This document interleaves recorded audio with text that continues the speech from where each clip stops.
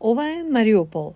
Пред 3 години, градот со половина милион жители беше опустошен од руските сили и се уште е под руска окупација. Евген Тузов живел во Мариупол пред војната, каде што бил спортист и позната јавна личност во приморскиот град. Мариупол порано беше прекрасен град. Сега останаа само урнатините. Украинскиот председател Володимир Зеленски вели дека неговата влада не се откажала од Мариупол.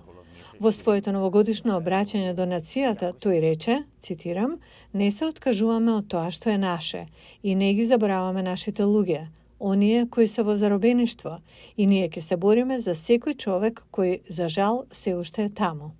Тузов повеќе не е во Мариупол.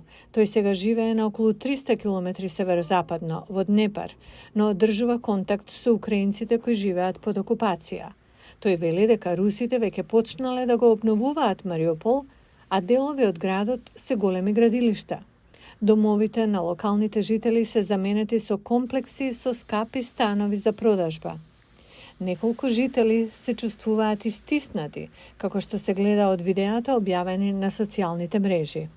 Но наши дома били снесени и на месте наших домов. Домовите ни се урнати, а на нивно место се градат станови за продажба.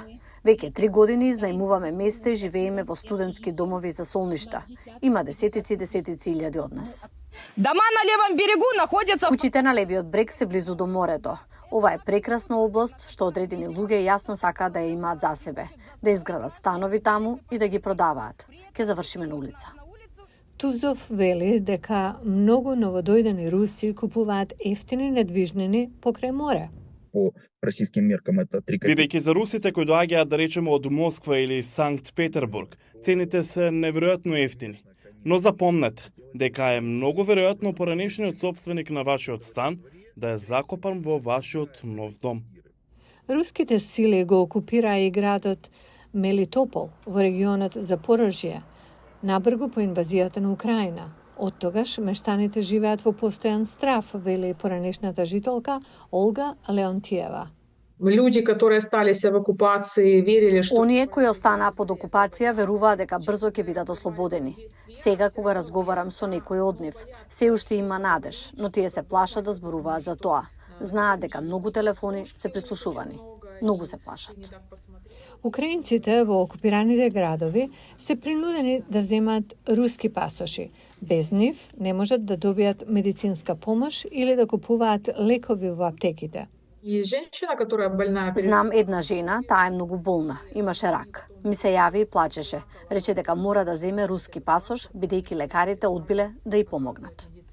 Локалните училишта се вклучени во руска асимилација на учениците за да им го одземат украинскиот идентитет на децата, вели Светлана Ван Бентем, истражувач и адвокатка која специализирала право во вооружени конфликти на Универзитетот на Оксфорд. Гледаме дека образовниот систем се користи како оружје против украинскиот идентитет на окупираните територии.